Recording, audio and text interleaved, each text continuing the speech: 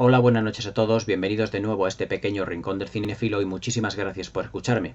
Como expuse anteriormente en el vídeo de las grandes superproducciones épicas de la historia del cine, dedicado a la épica romana, a la épica religiosa, de corte religioso realmente, iba a dedicar mi siguiente vídeo a analizar y a comentar una de esas grandes superproducciones. Realmente lo que es la última gran superproducción de la historia del Hollywood clásico, que no es nada más y nada menos que La caída del Imperio Romano de Anthony Mann, producida por Samuel Bronston. Esta película, rodada en 1963, estrenada en 1964, se puede considerar, bajo mi punto de vista, tristemente, como la última gran obra maestra de lo que es el Hollywood clásico. Y cuando estamos hablando del Hollywood clásico me refiero a un estilo de filmación, a un estilo de rodaje, a un estilo de dirección de actores, a un estilo de puesta en escena, a una manera muy determinada de la dirección de actores, de lo que es el tratamiento de la dirección artística, de lo que es la partitura, es decir, la banda sonora, de la ambientación, del tratamiento del color, de cómo estaban planificadas las secuencias, de cómo se respetaba realmente el formato cinemascope, cómo estaba aprovechado realmente. Todos estos elementos que formaban parte de lo que era el cine clásico en lo que se refiere a su evolución desde la época prácticamente del cine sonoro, desde 1929-28, en el que se inventa el cine sonoro hasta mediados finales de los años 60, se puede decir que todas las películas que se filmaron en este gran periodo de tiempo, que se la conoce, como todos sabéis, como la época dorada del cine, una época ya inigualable e inolvidable y completamente irrepetible, todas estas películas que se filmaron desde los años 30 hasta mediados de los años 60, se puede decir que todas ellas perteneciesen al género que perteneciesen o estuviesen filmadas o protagonizadas por diferentes actores y directores, tenían un denominador común. Y era todos los elementos que os acabo de decir. Es decir, una determinada puesta en escena, una dirección de actores muy precisa, un cariño y un mimo por la planificación, también un tratamiento de lo que es la imagen, el colorido, basado evidentemente en el Technicolor y posteriormente también en sus derivados, como fue en el Eastman Color, el Color Deluxe. Pero todas estas películas tienen, ese denominador común, que es el amor por el cine, el amor por el arte, el amor por crear algo, como decían en el antiguo Hollywood, bigger than life, algo más grande que la vida. Se puede decir que La caída del Imperio Romano es el canto del cisne del Hollywood clásico. Es la última gran obra maestra que nos vino de Hollywood en el año 1964, o producida, por así decirlo, por un productor, valga la redundancia, totalmente hollywoodiense como fue Samuel Bronston, que además, como seguramente muchos de vosotros ya sabréis, filmó gran parte de todo lo que son sus películas, sus grandes producciones, sus grandes superproducciones, aquí en España, como fue por ejemplo El Cid en 1961, filmada en la Comunidad Valenciana, más concretamente en Peñíscola, en el pueblo de Peñíscola, como fue Rey de Reyes, que tenéis aquí comentada en el canal, en Talavera de la Reina, aquí prácticamente a 120 kilómetros de Madrid, en la Comunidad de Castilla-La Mancha, como fue también 55 días en Pekín, en Las Matas, en la carretera de La Coruña, prácticamente a 10 kilómetros de Madrid, y también La caída del Imperio Romano, que fue filmada realmente también aquí en Madrid, en la Sierra de Guadarrama fundamentalmente. La caída del Imperio Romano se puede considerar como la última gran obra maestra del cine clásico. Es cierto que Hollywood, posteriormente al estreno de La caída del Imperio Romano, filmaría películas como Sonrisas y lágrimas, como Hello Dolly, grandes producciones incluso del género musical. John Ford siguió filmando western hasta el año 1967, pero se puede decir que ya en la parte final de los 60, ya ese Hollywood clásico que habíamos conocido durante tantas décadas, durante prácticamente 40 años, va prácticamente en declive. Es el canto del cisne, porque muchos de sus directores, muchos de sus actores se retiran, algunos de ellos fallecen. En 1961 fallece Clark Gable, fallece Montgomery Clift. Poco más tarde, Marilyn Monroe, la más grande estrella que ha tenido Hollywood, también fallece en extrañas circunstancias a la edad de 36 años. Es decir, es como el colofón a una época del cine que se la llama como la época dorada del cine, una época totalmente inolvidable, en donde el mimo, el cariño que se le ponía a las películas, esa planificación tan maravillosa, esas películas cargadas de un lenguaje visual irrepetible, con un suspense extraordinario, con unos westerns, con un uso del paisaje, con un entendimiento de lo que es el decorado, el uso del decorado, como solo los directores clásicos de Hollywood, muchos de ellos emigrantes de la vieja Europa que se fueron a Estados Unidos, como Fritz Lang, como Michael Curtis, habían forjado, prácticamente se puede decir que todo aquello termina. La verdad es que enfoco este vídeo pues realmente con un poco de melancolía, de tristeza, por comentaros lo que es para mí y lo que es para muchísimos cinéfilos la última gran película del Hollywood clásico, que es La caída del Imperio Romano, de Anthony Mann, producida por Samuel Bronston. Una película infinita en lo que se refiere a virtudes, con muy pocos, por así decirlo, puntos negros que no ensombrecen para nada el maravilloso resultado final, y en el que Samuel Bronston, como productor, y Anthony Mann como director, es decir, uno de los grandes directores del cine clásico, pusieron toda la carne en el asador con un elenco de actores absolutamente inigualable, como los cánones, los grandes cánones de Hollywood dictaban, para ofrecernos un espectáculo absolutamente inolvidable. En 1964, mejor dicho, en 1963, Samuel Bronston lleva a Charlton Heston, que estaba rodando con él 55 días en Pekín, a visitar unos nuevos decorados que estaban empezando a construirse, que eran los decorados realmente de la caída del Imperio Romano. Pero Charlton Heston no tenía pensado volver a repetir con Samuel Bronston, debido pues a todas las desavenencias que había tenido con él y con Nicholas Ray, realmente en el rodaje de 55 días en Pekín, donde Nicholas Ray pues prácticamente se puede decir que no pudo terminar el rodaje debido pues a los problemas que tenía con el alcohol, y que además tuvo que contratar nuevamente a Anthony Mann, con el que ya había participado anteriormente en la película del Cid. Pero Charlton Heston no quiso involucrarse en la caída del Imperio Romano, iba a hacer el papel de Livio, el papel que luego hizo Stephen Boyd, debido a que el guión no estaba realmente acabado. Es decir, no era un guión que estuviese, digamos, apuntalado desde el primer momento, sino que Samuel Bronston se adelantaba construyendo decorados y que posteriormente ya se escribiría o ya se reescribirían o más se forjaría lo que era un guión. Pero Charlton Heston, digamos en un gesto amable ante Samuel Bronston, a su compañero de rodaje en Ben-Hur, que era Stephen Boyd, le recomendó para el papel de Livio, para el protagonista de esta película. El elenco que tiene la caída del Imperio Romano, como ya os digo, como dictan los grandes cánones de Hollywood, era realmente inigualable y sigue siendo realmente inigualable. Stephen Boyd como protagonista, pero como protagonista principal, y además si así se hace en los títulos de crédito, se hace ver en los títulos de crédito, Sophia Loren ocupó un puesto realmente privilegiado. En un principio, Anthony Mann, que era por aquel entonces el marido de Sarah Montiel, pues una de nuestras actrices más, por así decirlo, más internacionales, entre comillas, estaba casado realmente Anthony Mann con Sarah Montiel. Recuerdo que estaba entre 1950 y muchos, 57, 58, hasta principios de los años 60, pues Anthony Mann quería que el papel de Lucilla pues lo interpretase Sarah Montiel. Pero claro, Samuel Bronston, que había quedado prendado de la calidad interpretativa y de la belleza de Sophia Loren en el rodaje del Cid 3 años antes, evidentemente no cedió ante Anthony Mann, ante su esposa, y realmente pues dio como protagonista absoluta realmente a Sophia Loren, que en esta película hace un papel absolutamente portentoso y maravilloso, realmente inigualable.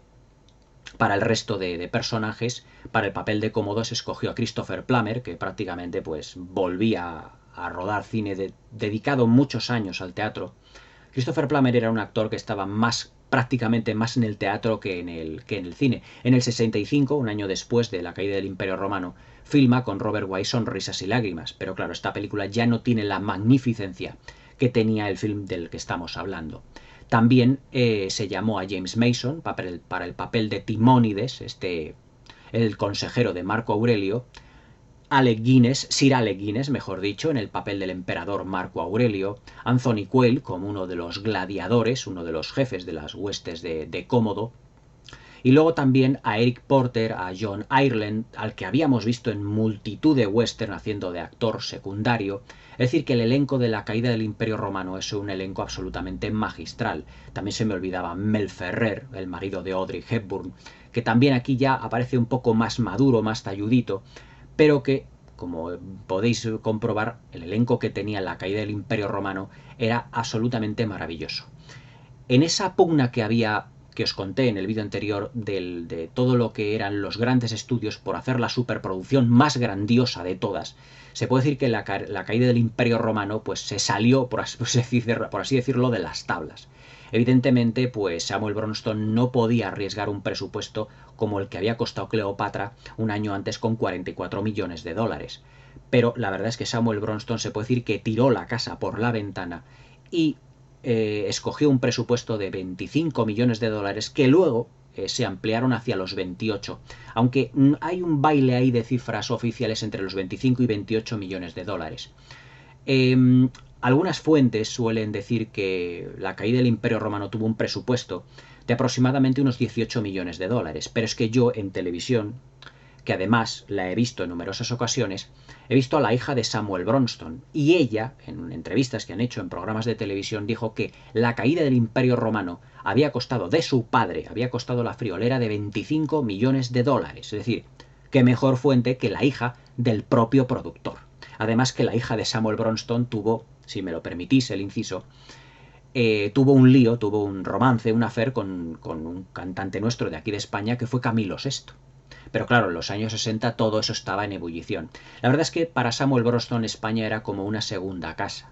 Estuvo viviendo aquí en lo que era la Gran Vía durante muchos años. Ya os digo, su hija estuvo también aquí. Su hija actualmente vive aquí en España.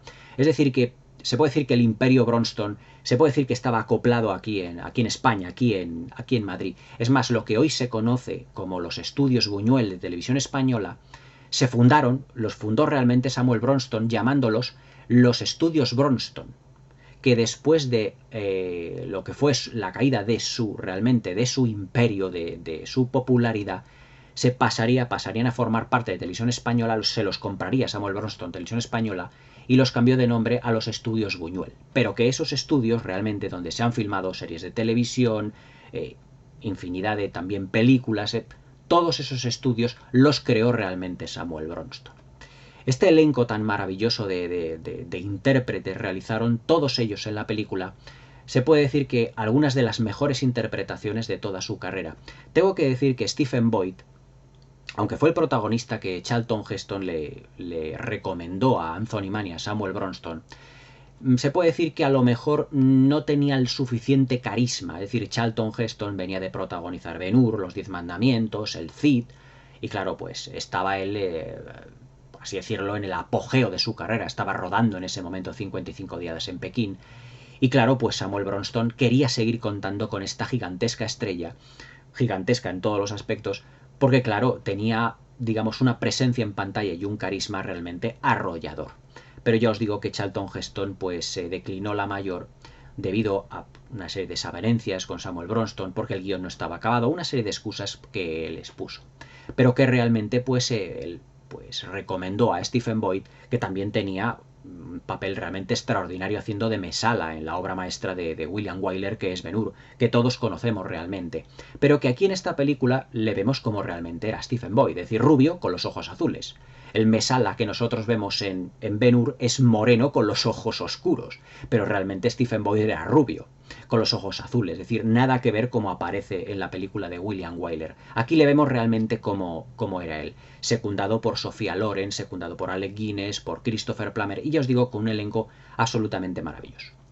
La caída del Imperio Romano además es una película cuyo guión, que es bastante complejo, está basado en 6 volúmenes de lo que es una muy extensa obra escrita por un escritor, valga la redundancia, llamado Edward Gibbon, si mal no recuerdo, entre los años 1776 y 1788, llamada lo que era la historia de lo que es el declive y la caída del Imperio Romano. Pero claro, ante tal magnitud los guionistas tuvieron que reducirlo todo, pues digamos, a una serie de intrigas palaciegas que se situaban entre lo que era, históricamente hablando, el año 170-180 después de Cristo aproximadamente, que son los años en los que gobierna el emperador Marco Aurelio, muere Marco Aurelio y es sustituido por su hijo Cómodo como nuevo emperador de Roma. Pero quisieron los guionistas expresar que la caída o el declive del Imperio Romano en la película se expusiese de una manera en la que Cómodo no tiene absolutamente nada que ver sus aspiraciones como emperador como las de su padre. Marco Aurelio, históricamente, esto sí que es verídico, históricamente hablando, había sido uno de los grandes, uno de los 4 o 5 últimos grandes emperadores de Roma, junto con Trajano, junto con Adriano, junto con Antonino, si mal no recuerdo, y el cuarto o el quinto era Marco Aurelio. Además que fue un emperador que se le denominó el emperador filósofo, debido a que todas sus memorias, a sus escritos, digamos, a sus reflexiones, las escribió en una amplia obra a lo largo de su vida. Es más, en la película hay una secuencia en la que Sofía Loren, en el papel de Lucila, lo que hace es que cuando llega a Roma, una vez que se ha casado ya con el personaje de Omar Sharif, se me olvidaba mencionarle, el rey de Armenia, una de las colonias del Imperio Romano, llega pues a una cámara allí en Roma en la que no se ve a los personajes que van a recoger una serie de cofres y que en esos cofres, como si fuera un auténtico tesoro, y ahí un poco lo que es la metáfora, engloban todo lo que había sido la memoria de su padre, las escrituras de su padre, porque yo os digo que Marco Aurelio se le conoció como, digamos, como el emperador filósofo, y eso está reflejado en una pequeña secuencia en la película haciendo honor al auténtico Marco Aurelio. La verdad es que hablando de Marco Aurelio y sobre todo de la interpretación de Alec Guinness, hay que quitarse el sombrero porque la interpretación de Alec Guinness se puede decir que es la mejor de toda la película. Y eso que Christopher Plummer, Stephen Boyd y Sofía Loren están realmente magníficos como todo el elenco. James Mason también está extraordinario. Omar Sharif se puede decir que en esta película, a punto de rodar en el 65 Doctor Zhivago, pero ya no dentro de los cánones de Hollywood, sino más en lo que se refiere, como os diría yo, a un cine más de estilo más británico. David Lean estaba detrás de las cámaras, pero que además Samuel Bronston a David Lean le aconsejó filmar en España. Es más, Doctor Zhivago también está filmada en Madrid, en Soria, en la Sierra de Madrid también.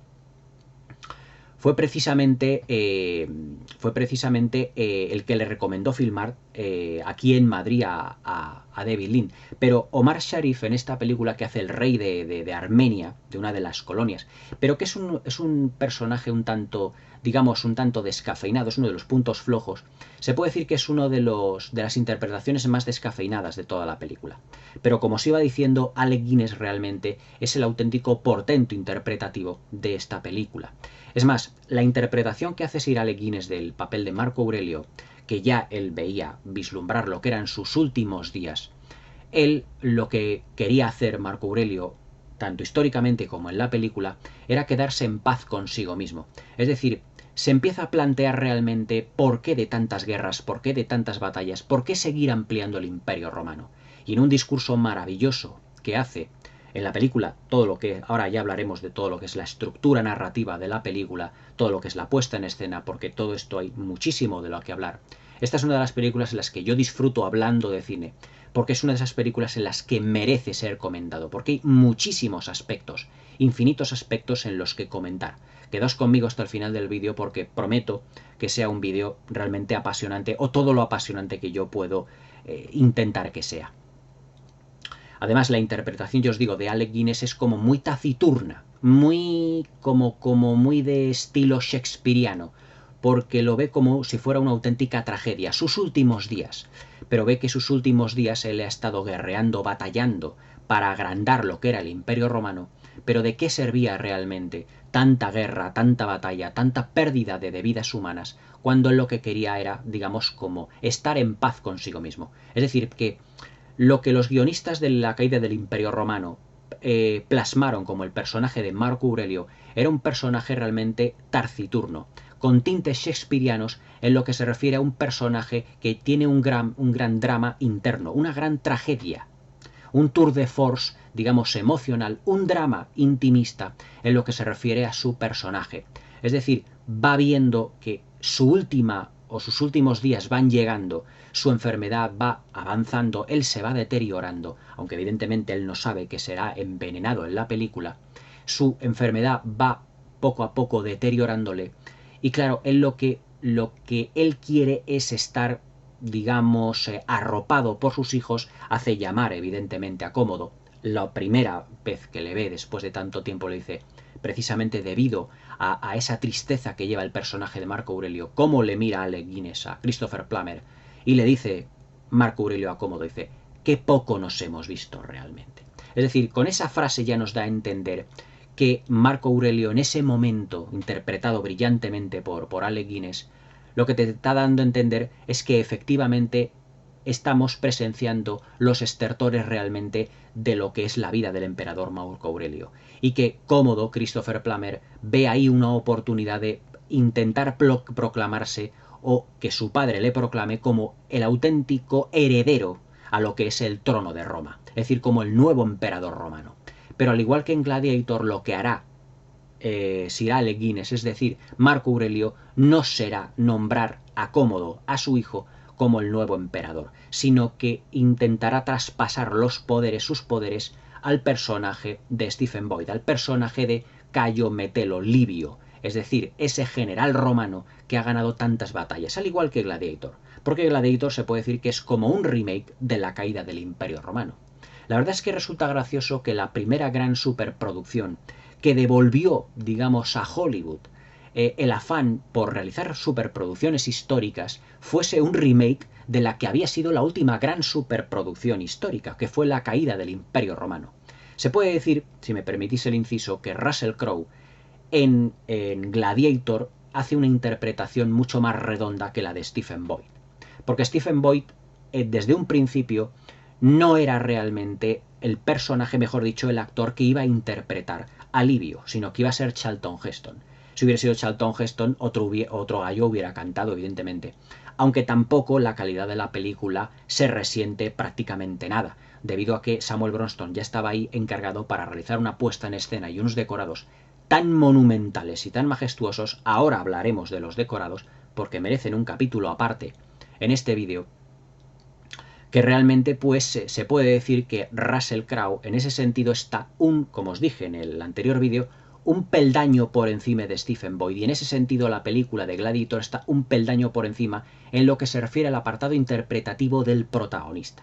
Aunque si en lo que apuesta en escena a majestuosidad y a suntuosidad nos referimos, la caída del Imperio Romano está a años luz de Gladiator, es decir, todo hay que decirlo. Es decir, yo creo que Gladiator es la mejor película que ha hecho Ridley Scott, es otra obra maestra, pero la caída del Imperio Romano, la grandiosidad que tiene, no se puede comparar con la película de Ridley Scott. Es decir, la caída del Imperio Romano está a años luz en ese aspecto de la película de Ridley Scott. Todo de ello debido no porque Ridley Scott fuese peor cineasta a lo mejor que Anthony Mann, ni muchísimo menos. Son dos directores muy distintos, dos directores extraordinarios, evidentemente mucho más regular Anthony Mann. Ridley Scott tiene una carrera mucho más llena de altibajos, es mejor cineasta Anthony Mann, pero evidentemente pues Ridley Scott no pudo contar con un presupuesto equivalente al que contó Samuel Bronston para esta monumental película. La caída del Imperio Romano es una película que yo he visto además en numerosísimas ocasiones, pero que siempre que la veo me da por una parte una gran alegría, me da un subidón tremendo, pero también me da una gran tristeza. Una gran tristeza porque ya os digo que este fue como el canto del cisne, el colofón del Hollywood clásico. Es decir, después de la caída del Imperio Romano, Hollywood ya no volvió a hacer una película de una magnitud tan sumamente grande como la caída del Imperio Romano. Uno de los puntos fuertes que tiene la película es sin duda, ahora sí nos vamos a meter de lleno, evidentemente es en los decorados.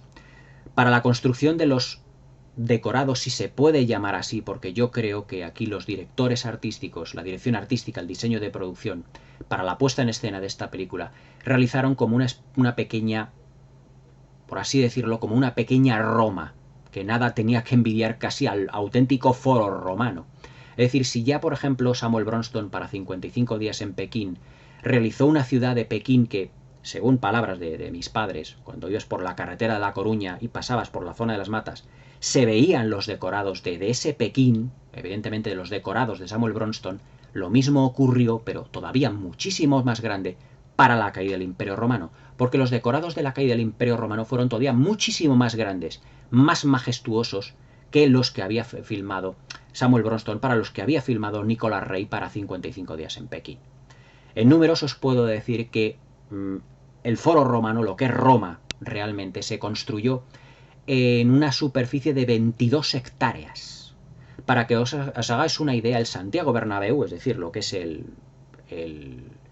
estadio de este equipo de fútbol, del Real Madrid, ocupa 1 hectárea de terreno. Imaginaos como 22 Santiagos Bernabéus puestos unos al lado de los otros, y todo eso en el que se incluyeron 37 edificios a tamaño real. Se utilizaron más de 170.000 bloques de cemento para la construcción de todo lo que eran las calzadas y los susodichos edificios. Se construyeron más de 600 estatuas para albergar todas las calles de todo lo que iba a ser el Foro Romano. Lo construyeron 1.100 obreros y además durante casi un año. Es decir, Samuel Bronston se gastó ahí lo que nadie sabe en construir algunos decorados que están además incluidos junto con los de Intolerancia de Griffith en el libro Guinness de los récords. Es decir, ahora comprenderéis por qué realmente esta fue la última gran producción del Hollywood clásico.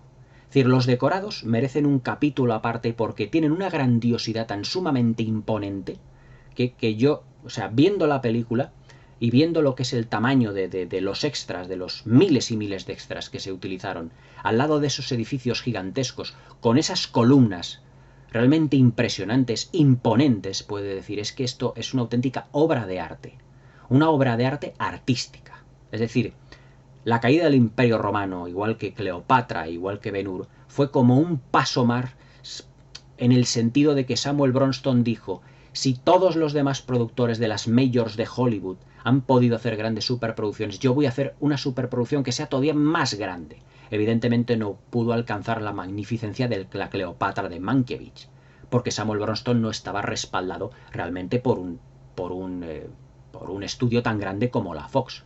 Pero tenía tal cantidad de dinero también Samuel Bronston, debido a los éxitos de películas anteriores, que se gastó, yo os digo, 25 millones de dólares. Esos 25 millones de dólares que hoy en día he oído decir algunos críticos, según la inflación, que podrían tratarse de 170 o 180 millones de dólares. Es decir, 180 millones de dólares, con eso no tenemos ni para una cuarta parte del Foro Romano, ni muchísimo menos realmente. Esta película, si se tuviese que filmar hoy en día, debido a la magnitud de los decorados, debido a los cientos de miles de extras, porque ahora os comentaré cómo están filmadas las batallas, debido a una segunda unidad de dirección, yo no sé los extras que se emplearían, yo no sé el atrezo, la cantidad de atrezo que realmente se pudo realmente producir para esta película, pero esta película, si hoy en día se realizase, costaría alrededor de unos 500 o 600 millones de dólares como mínimo. Porque es que la grandiosidad que tiene la caída del Imperio Romano es algo que está fuera ya no solo de toda duda, es que cada fotograma de la película, cada secuencia, está tan sumamente mimado, tan sumamente planificado, en el que parece que Anthony Mann, el director, se ha dejado auténticamente los nudillos en la producción. Además es que, como yo os he dicho, era la época realmente. Anthony Mann era un director totalmente que provenía del cine clásico. Y era un director que, como sus coetáneos, como John Ford, como Henry Hathaway, como William Wyler, como Hitchcock, como Michael Curtis, como Fritz Lang, como Henry Koster, como William Dieterle, se dejaban los nudillos en cada plano. Y es que no hay más que ver todos los planos encadenados en todas las secuencias que tiene esta grandiosa película para darse cuenta de que detrás de cada plano, detrás de cada iluminación, detrás de cada color, que también la mezcla de colores que tuvo esta película, la colorimetría, está también muy estudiada para que haga una serie de juegos de contrastes muy bien estudiados para provocar una sensación en el espectador, sobre todo en la secuencia de la llegada de Cómodo a Roma, que es un auténtico festín visual. Es decir, la caída del Imperio Romano no es solo una superproducción a la vieja usanza en lo que se refiere a grandiosidad y a majestuosidad.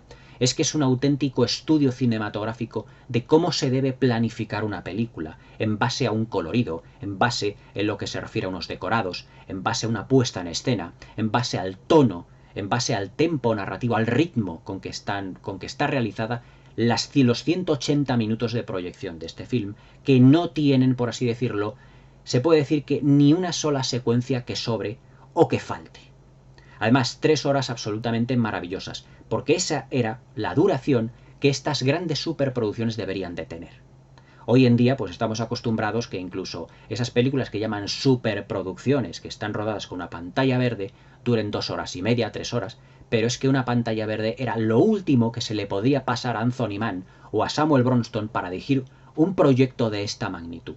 Ellos se gastaban el dinero en unos decorados suntuosos y en un vestuario absolutamente magnífico, y eso es lo que realmente se luce en la película. Además que ya no solo la planificación está mimada.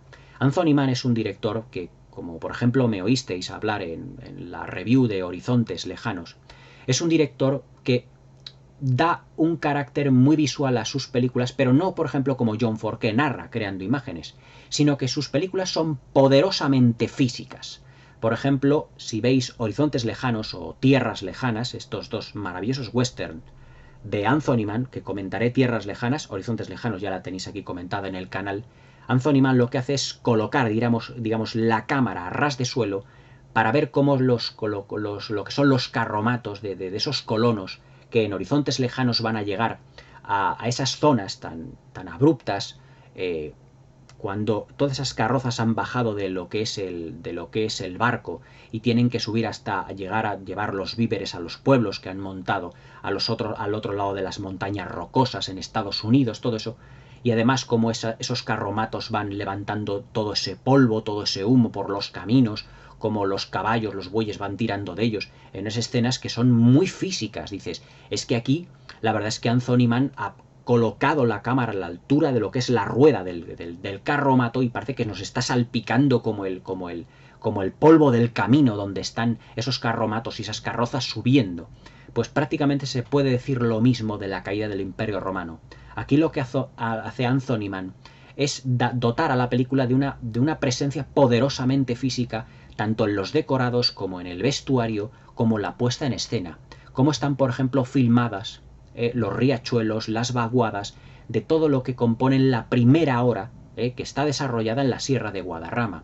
En esa secuencia, por ejemplo, en la que Cómodo y todo el ejército de gladiadores que ha traído de Roma va a servir un poco como de cebo a todo lo que son los bárbaros germanos que están comandados por su líder Valomar, interpretado además por un John Ireland que venía de hacer los miles papeles secundarios en un montón de western, pero que aquí está caracterizado de tal manera que parece que tiene como físicamente la apariencia de un bárbaro realmente, como si fuera un auténtico, como un auténtico vikingo, por así decirlo.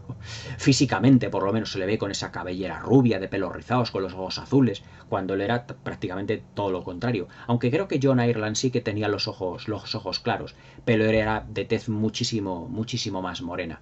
Pero quiero hacer hincapié en esas secuencias en las que, por ejemplo, están bajando Cómodo y están bajando todo lo que son su ejército de gladiadores, que en realidad estaban convertidos, transmutados a soldados romanos, como carnaza, digamos, para llamar la atención de los bárbaros germanos. Pero hasta que llegan a ese claro del bosque, un bosque filmado también de una manera suntuosa y majestuosa, más no poder, cómo están filmados los riachuelos, el protagonismo que se le da al paisaje, todo lo que son los bosques de coníferas, de pinos, que tenemos aquí en la Sierra de Madrid, de Guadarrama, que yo no he visto mejor, la Sierra de Guadarrama mejor filmada en toda mi vida, ni siquiera en los mejores documentales que hayamos podido hacer aquí en España.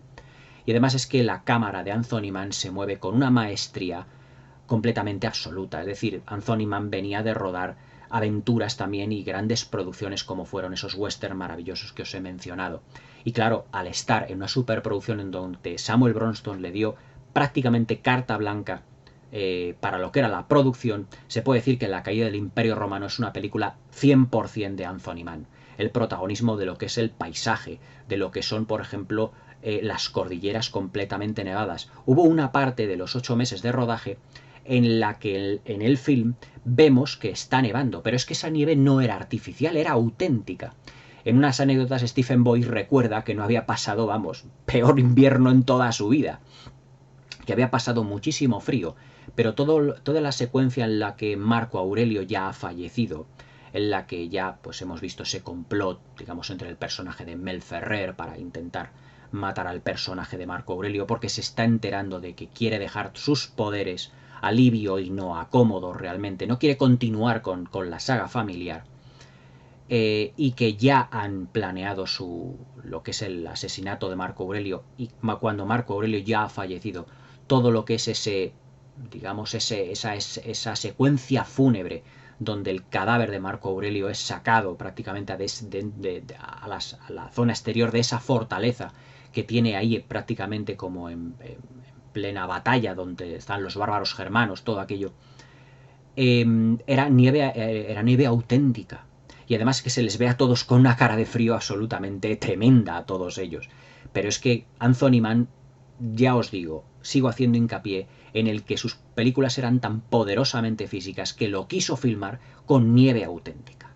Y además es que las secuencias, cuando se emplean además elementos de la naturaleza, que no son artificiales, elementos de la naturaleza que están presentes realmente en la secuencia, hace que la secuencia sea muchísimo más, digamos, más realista, más física, tenga un grado de realismo y de verosimilitud que no han tenido realmente otras películas, ni muchísimo menos. Es decir, Anthony Mann, cuando le vimos en Horizontes Lejanos, en Tierras Lejanas, cuando James Stewart sube, por ejemplo, hasta ese pueblo en el Klondike, cuando están con los buscadores de oro, con Walter Brennan, todo eso lo filmó en esas cordilleras, en esas montañas realmente prácticamente colindando con Canadá. Y aquí precisamente también Anthony Mann lo que hace es como perpetuar esa nieve en esas secuencias tan absolutamente deslumbrantes.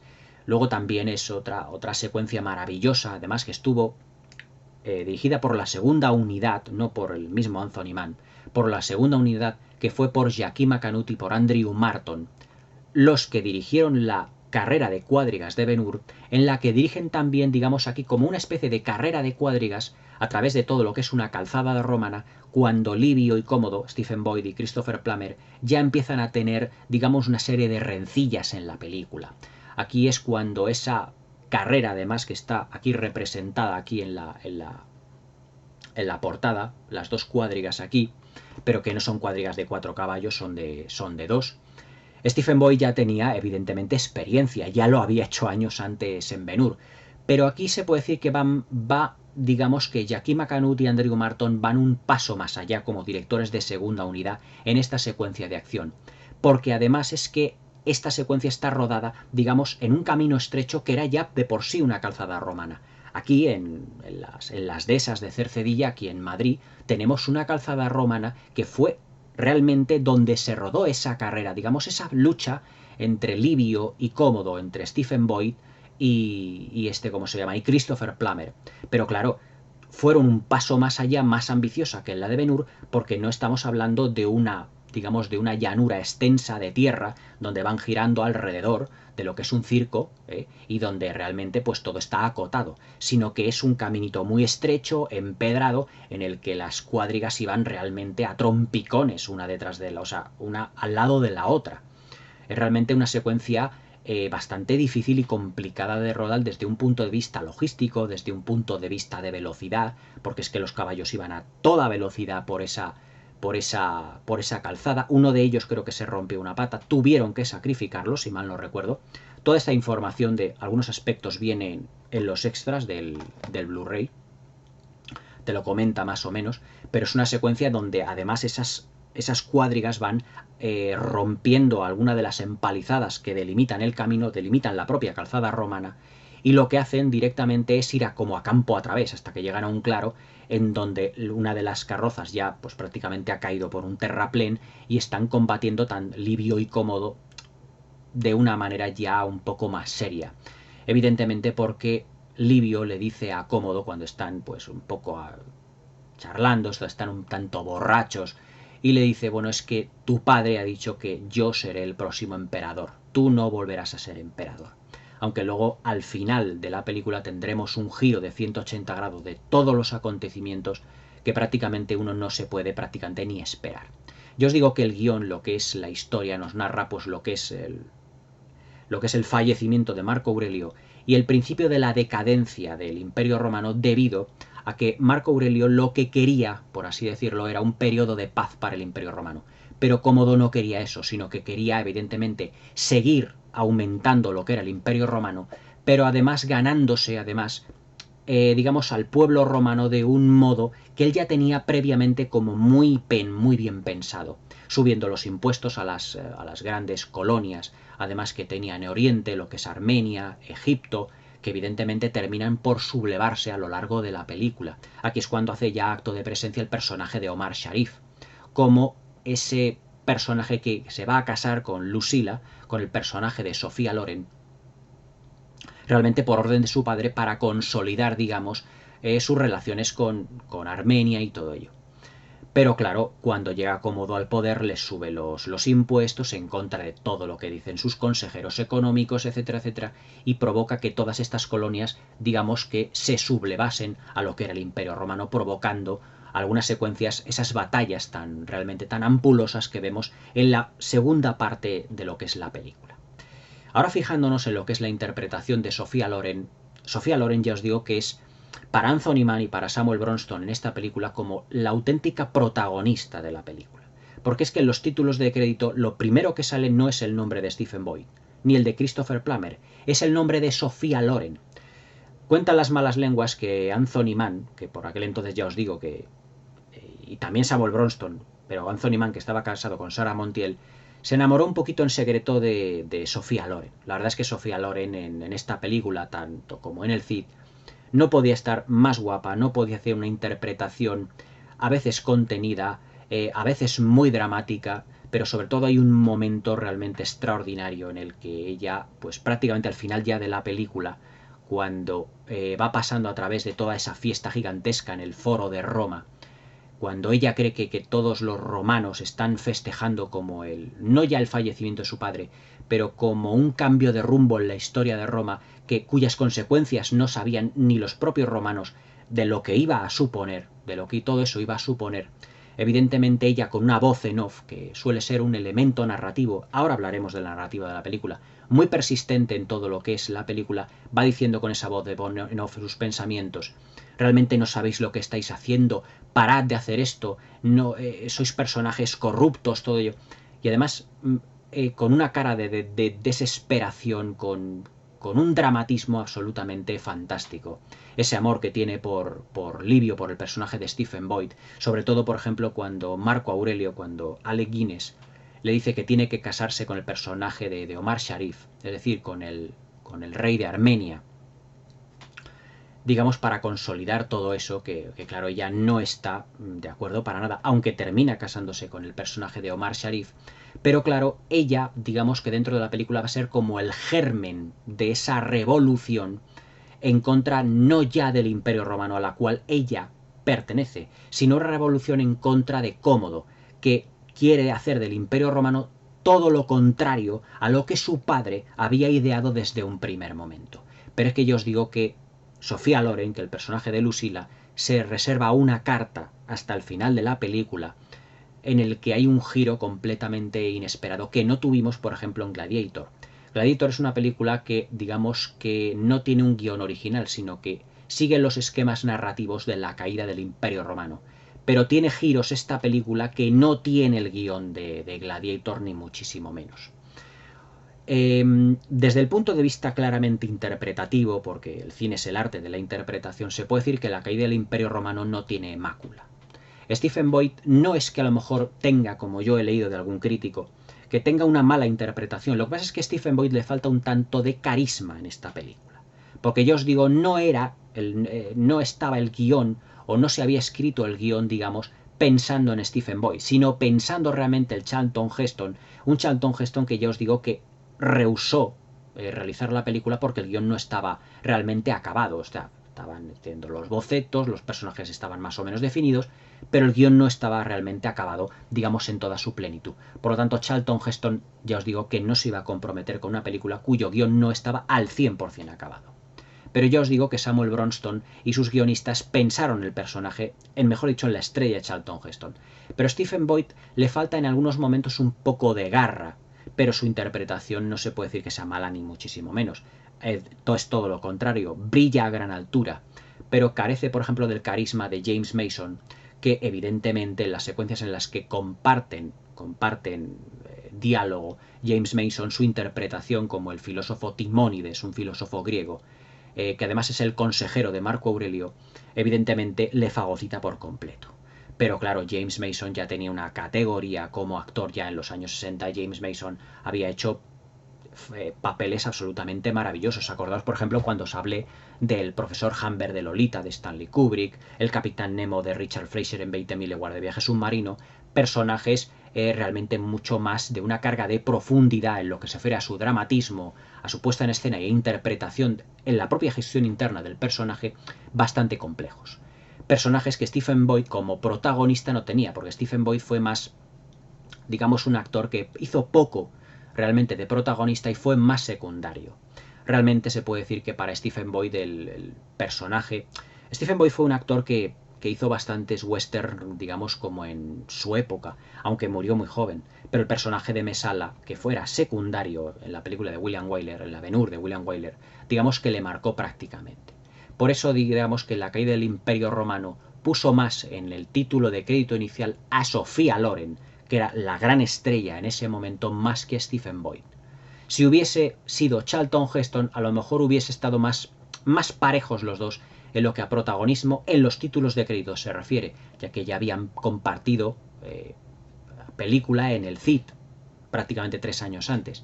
Pero Sophia Loren, digamos que es la gran baza interpretativa protagonista de esta película. Y Sophia Loren se puede decir que hace uno de los papeles de su vida.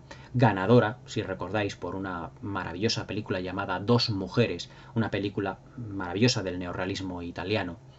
Pero que aquí en esta película, que además ya también como perteneciente ya casi a un Star System de Hollywood, aunque ella provenía del cine italiano de las Maggioratas junto a Claudia Cardinale, a Gina Lollobrigida, pero prácticamente se puede decir que Sophia Loren se hizo un pequeño hueco en un Star System que ya estaba un poco dando sus últimos coletazos, ya os digo. Pero se hizo un pequeño hueco en todo ello, aunque no se la puede considerar una estrella del Star System, pero casi, todo hay que decirlo.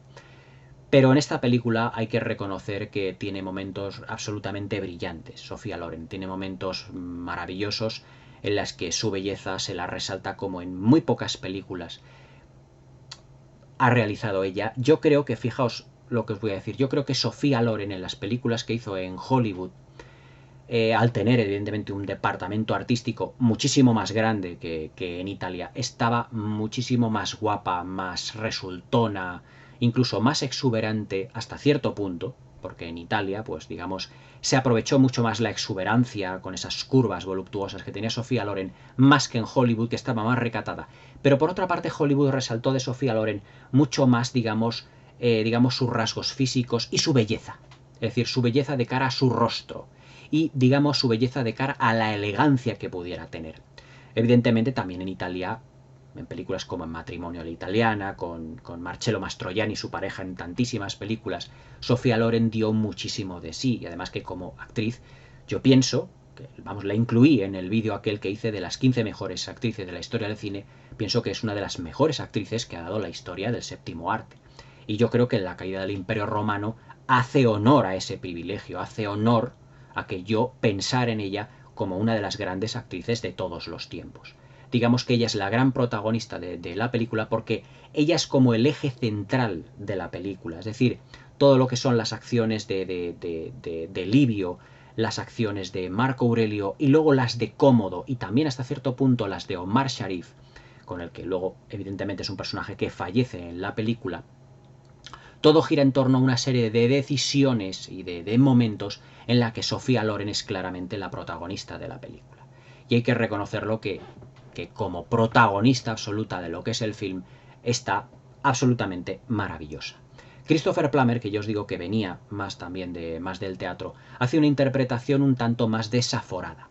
Es decir, él está brillante en lo que es su puesta en escena, como gestión interna de su personaje, pero digamos que como había venido del teatro le encuentro un tanto no sobreactuado, pero un tanto, digamos, teatral. Es decir, las sonrisas un pelín forzadas en algunos momentos, cuando va corriendo hacia Livio a Stephen Boyd y le abraza como si fuera su amigo, le veo un tanto ahí que a lo mejor Anthony Mann, como venía un poco ya del teatro, Christopher Plummer le dio rienda suelta a decir, bueno, pues el personaje, como es claramente un personaje que está un poco desaforado, un poco, digamos, como os diría yo, como obsesionado por sus ambiciones, pues podía calar perfectamente esa pequeña sobreactuación de Christopher Plummer, pero que realmente no parece que no se nota que sobreactúe Christopher Plummer en esta película. Digamos que tiene una puesta en escena de su personaje un tanto más teatral de lo normal, cosa que luego, por ejemplo, no vimos en Sonrisas y Lágrimas. Robert Wise era un director completamente distinto a Anthony Mann, pero que en ese aspecto yo creo que también lo que hace grande a la interpretación de Christopher Plummer es que parece que no se la está tomando en serio realmente, que disfruta de su personaje, disfruta de una manera incluso, digamos, hasta cierto punto hasta infantil en algunos momentos, pero que para mí está realmente fascinante en algunos momentos y terrorífico en otras, sobre todo cuando son, por ejemplo, lo que son sus generales han ido a parlamentar con Livio diciéndole: te ofrece cómodo todo lo que es el gobierno de Roma con él, todo ello, después de ofrecerle, después de haber derrotado a lo que era la sublevación de todas las colonias de Oriente, como había sido Armenia, como habían sido los persas, todo ello.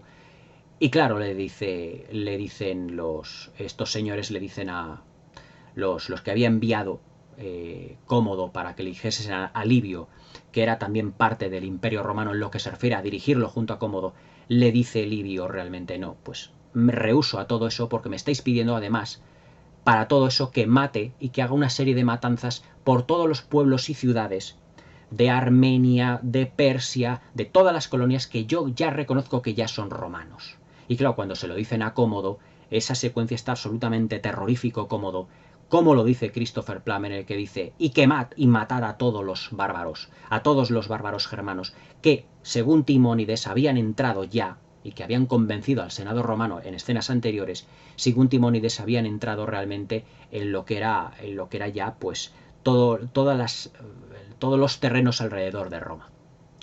Otra de las secuencias que me gustaría comentar en esta película y que ha quedado ya para los anales de la historia del cine es realmente la entrada de Cómodo en Roma. Si os recordáis, por ejemplo, cómo es la entrada de Cómodo en Roma en Gladiator de Ridley Scott del año 2000, está toda prácticamente hecha en un decorado digital. Todos los extras, todo Roma, todo es un decorado digital. Pero es que aquí se aprovechó como nunca todas las construcciones del foro romano que os he ido mencionando anteriormente. Todas esas decenas de edificios, todas esas columnas, todas esas esfinges, todas esas estatuas, todas esas esculturas. Y es que cómo está filmada esa secuencia. Y además es que parece que está filmada de un modo un tanto como si fuera un musical. Porque si os dais cuenta, parece que los movimientos de la cuadriga de Cómodo al llegar todo a lo que es el foro romano, a lo que es la llegada de Cómodo a Roma, parece que van siguiendo la banda sonora. Ahora hablaremos de la partitura de Dmitri Tiomkin, que es una auténtica maravilla. Es otro de los peldaños que convierte en esta película, otra de las guindas del pastel que convierte en esta película en una inigualable obra maestra. Todo lo que es la llegada de Cómodo a Roma es una auténtica maravilla. Y además es que además están presentes en todos los personajes importantes, por ejemplo Omar Sharif, que ya se supone que se va a casar o se ha casado con el personaje de Lucila, y todo el elenco de lo que es la caballería, todo lo que es el ejército, todo lo que son los ciudadanos de Roma, prácticamente llenando todo lo que son las calles, como si fuera una bienvenida, como si fuera la bienvenida de un dios. Cómo está planificada esa secuencia, recorriendo todas las calles, en las que aquí Anthony Mann hace, ya os digo, como anteriormente os he dicho, hace alarde de toda esa fisicidad que tiene a la hora de fotografiar todo lo que son los decorados. Todo darle ese protagonismo. Es decir, aquí es donde Anthony Mann hace unos travelings maravillosos, viendo todos los edificios, recreándose la cámara en los edificios a medida que la cuadriga de Cómodo va pues paseándose por todo lo que son las estancias, de todo lo que son las calles, todas esas calles de esa Roma que habían construido de un modo absolutamente maravilloso. Es decir, es que aquí Anthony Mann, digamos que se recrea absolutamente en todo ello. Y además es que los juegos de colores, la colorimetría que Anthony Mann dentro del Technicolor le aporta a toda esta secuencia es absolutamente extraordinaria, porque juega sabiamente con dos colores, el blanco y el rojo. todo lo que son los edificios son de un blanco travertino absolutamente brillante, parecen como de mármol, parece que todas las construcciones están nuevas, todo iluminado de una manera maravillosa. Además que en el Blu-ray, en alta definición, se ve extraordinariamente con una definición absolutamente maravillosa. Y luego el color rojo de lo que son, por ejemplo, todo lo que son las capas, de lo que son los soldados, la guardia pretoriana, todo lo que es la carroza, que está decorado con un color como azul turquesa, un tanto tirando a plateado, los caballos blancos, el vestido de rojo, con todo lo que es la corona dorada, el único elemento dorado de toda la secuencia, que además que brilla con meridiana claridad, pero él también va vestido de rojo, cómodo, se va parando en diferentes estancias para saludar a todo lo que son los ciudadanos de Roma, en donde el rojo y el blanco van componiendo como una sinfonía de estos dos colores de un modo absolutamente maravilloso y magistral. Y además es que esos movimientos, los movimientos de la carroza, sobre todo porque las tomas hace Anthony Mann aquí en esta secuencia de la entrada de Cómodo a Roma, hace un auténtico alarde de lo que es una planificación desde el punto de vista de todas las clases de planos que nos podamos imaginar. Planos en picado, planos en contrapicado, planos medios, planos generales son los que más abundan, planos en los que vemos la cuadriga que atraviesa la pantalla de esquina a esquina como forma diagonal, pero a su vez enfocado desde arriba, para que veamos toda la magnificencia de la cuadriga en todos sus detalles. Y luego cómo va subiendo la cuadriga con Cómodo, va subiendo niveles de la ciudad poco a poco, hasta llegar, digamos, hasta lo más alto, donde ya Cómodo saluda a todo lo que es la ciudadanía romana. Eso es una secuencia absolutamente maravillosa, es que tendría que enmarcarse, y para estudiar en las escuelas de cine. ¡Qué maravilla! Y además es que si os dais cuenta, también lo que os decía, todo ello está planificado desde un punto de vista como muy musical, porque parece que los caballos van como bailando, unos caballos que están entrenados de una manera prodigiosa. Además, todos ellos se van moviendo como al ritmo de la música de esa partitura absolutamente inolvidable de Dmitri Tiomkin, un compositor además que era también como Samuel Bronston de ascendencia rusa, pero nacionalizado norteamericano, exactamente igual que Samuel Bronston. Una partitura además que le encanta a mi amigo Leandro, del canal del Despotricador Cinéfilo, que además es una de sus partituras, una de sus bandas sonoras, digamos, una de sus bandas sonoras favoritas, según él me dice. Y la verdad es que la banda sonora también es otro de los elementos de esta película a tener en cuenta. Es decir, todo lo que es, por ejemplo, la llegada, yo os digo, de Cómodo a Roma, es un tema que mezcla lo épico con lo pastoral, con lo más tradicional, con un sentido, digamos, de la grandiosidad dentro de toda esa amalgama de sonidos que componen la partitura. Luego también todo lo que son, por ejemplo, el tema para lo que es el entierro, o mejor dicho, el funeral de Marco Aurelio. Es una banda sonora lúgubre, es como si fuera un requiem muy tenebroso, muy tétrico. Es decir, la banda sonora de Dmitri Tiomkin, que es como otra obra maestra dentro de una obra maestra, es una composición que tiene los dos extremos. Tiene elementos o tiene temas que son muy alegres, yo os digo como muy pastorales, pero tiene elementos también, o mejor dicho, temas muy tenebristas, muy como si fuera un auténtico requiem por los que van a morir realmente, por el fallecido que es el personaje de Marco Aurelio. La verdad es que en ese sentido la banda sonora es otro de los elementos a tener en cuenta. Otro de los aspectos que yo no puedo dejar de comentar son las espléndidas y maravillosas batallas que Anthony Mann filmó para esta película y que además le ayudó evidentemente la segunda unidad, que fueron Jackie McAnutt y Andrew Marton, que fueran realmente pues algunos de los mayores especialistas en el Hollywood clásico. Jackie McAnutt, por ejemplo, fue uno de los dobles que en la diligencia de John Ford va saltando de caballo en caballo casi al final de la película. Y fue uno de los directores que entrenó a los caballos y que filmó la carrera de cuadrigas de Ben-Hur. Y que aquí se encarga de filmar, ya os digo, el combate de las cuadrigas entre Cómodo y Livio por la calzada romana, pero también las grandes batallas.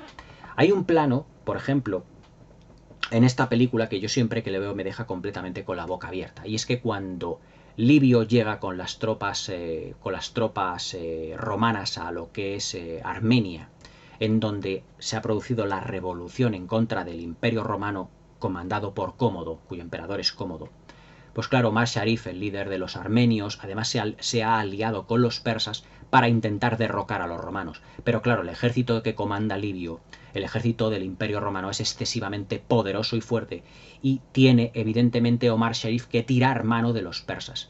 Hay una secuencia en la que Livio se queda mirando al horizonte, que es cuando se va acercando el ejército persa, compuesto por no sé cuántos caballos. Hay secuencias donde parece que hay como 700 o 500 o 400 caballos en la pantalla, miles de extras con tantísimos, con las armas, con los escudos, que además que se pierden en el horizonte. Además hay una secuencia, por ejemplo, que yo creo que Peter Jackson se basó en esta película, para algunos de los planos de las dos torres en las que los Uruk-hai van hacia el abismo de Helm, en el que vemos que los Uruk-hai, los 10.000 Uruk-hai, esos parece que se pierden en el horizonte, que es un plano muy parecido al que tuvo en la batalla de los 5 ejércitos, cuando vemos que el ejército de Azog, el profanador, se va acercando a la montaña solitaria. Cuando Thorin, escudo de robles, les ha llamado y todo ello. Parece que todos estos guerreros se pierden en la inmensidad, pero claro, en estas películas son, digamos, 1.000, 2.000 extras, los que sean, pero para ser decenas o centenares de miles se multiplican por ordenador. Pero es que aquí vemos que todos esos extras se están moviendo en el formato de la pantalla. Ahora hablaremos de cómo está utilizado el formato panorámico en esta película, porque eso tampoco está dejado al azar como ninguno de los aspectos de este film, y que se van acercando poco a poco hacia el espectador, cómo van inundando la pantalla, pero que no están generados por ordenador. Eran extras reales. Es decir, era la época en las que las superproducciones, como yo digo, las auténticas superproducciones, estaban definidas realmente por la grandiosidad de la puesta en escena, como os dije en el vídeo anterior. Es decir, con un número indecente de extras.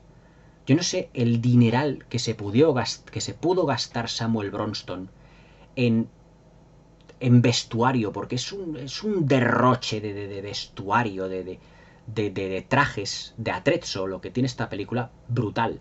Y todo esto me retrotrae a una secuencia al principio de la película, cuando Alec Guinness está saludando a todos los príncipes, a los cónsules de todo lo que son las colonias romanas, que han llegado para rendir pleitesía realmente a Marco Aurelio, y convocados por Marco Aurelio porque él va a nombrar, o se supone que va a nombrar a Livio como el auténtico heredero del Imperio Romano.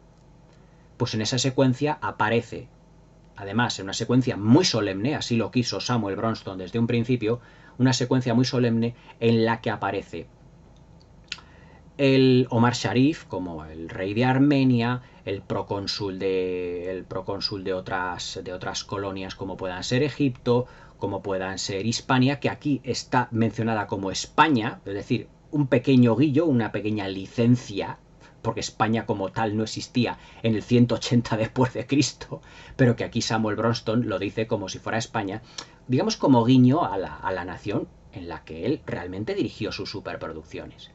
Y claro, todos esos príncipes, los procónsules, vienen con su respectiva cuadriga, con sus 4 caballos respectivos, con sus aurigas, digamos con su guardia pretoriana. Bueno, pero los pretorianos eran los que...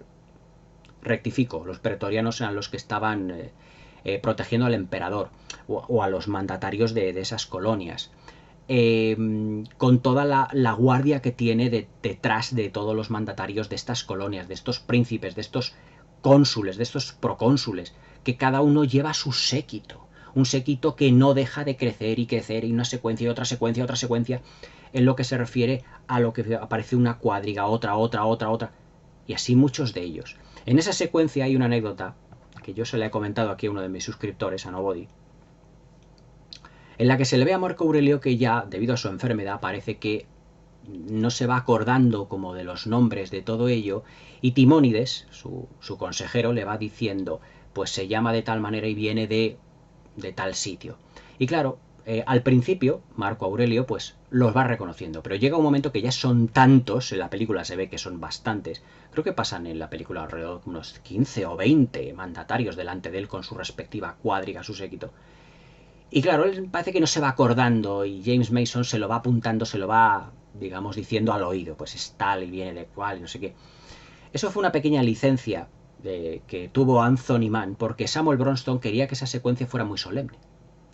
Y Alec Guinness quería hacerlo de una manera también muy solemne, todo ella, pues él como el emperador de Roma y todo esto.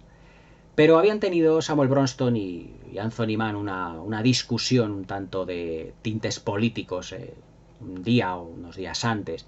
Y digamos que Anthony Mann en esa secuencia que Samuel Bronston era para él una de las cumbres de la película, porque yo creo que Samuel Bronston realmente la caída del Imperio Romano, igual que el Cid, igual que 55 días en Pekín, es una película donde son películas donde Samuel Bronston da carta blanca a sus directores para que hagan lo que quieran, pero siempre Samuel Bronston da la sensación de que parece como el director en la sombra. Parece que esa grandiosidad no se debe solo a los directores, sino también como productor él. Parece que Samuel Bronston, a mí siempre me da la impresión de que fue como un director un tanto frustrado. Quiso dirigir, producir, pero también como medio dirigir sus proyectos. Y quiso Samuel Bronston que esa fuera una secuencia absolutamente abrumadora. Y bueno, quedó como un tanto descafeinada en lo que fuera la interpretación de Alec Guinness, un tanto también tirando, rozando lo humorístico, porque llega un momento que Marco Aurelio no sabe quiénes son, pero que tiene realmente dentro de lo que es la gestión interna del guión una justificación. Una justificación porque, claro, Marco Aurelio se supone que ya está enfermo y está como perdiendo facultades. Y Anthony Mann aprovechó esa circunstancia para meter ahí una pequeña pullita a Samuel Bronston, pero que tampoco queda mal en la película realmente. Luego también el film también es realmente extraordinario en lo que se refiere, por ejemplo, a las secuencias de batallas, de cómo están planificadas y cómo están filmadas. Además de la grandiosidad que os he mencionado anteriormente, por ejemplo, todo lo que son, por ejemplo, la secuencia en la que el ejército de los armenios y el de los persas va a cargar contra los romanos, hay una serie de cuadrigas también que se lanzan por completo, cargan contra lo que es el ejército romano, y además que muchas de ellas penetran dentro, como esa secuencia de Alejandro Magno en el que también creo que eran también los persas y los de Babilonia con sus cuadrigas van arrasando, se van metiendo como dentro de lo que son los, ¿cómo os diría yo?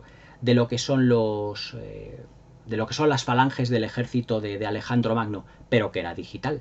En Alejandro Magno de Oliver Stone era digital. Aquí es auténtico, es real. Y vemos como las cuadrigas del ejército persa y del ejército de Armenia van metiéndose dentro de todo lo que es el ejército de los romanos. Y claro, va empezando a batallar allí con todo lo que son las espadas, los escudos. Algunas pues vuelcan, otras van arrasando todos los romanos por donde van pasando. Es que son secuencias que dices, madre mía, es que me tengo que quitar el sombrero ante ya no solo la dirección de Anthony Mann, que ya ha llevado esa fisicidad que os hablaba en Horizontes Lejanos, digamos, hasta límites insospechados.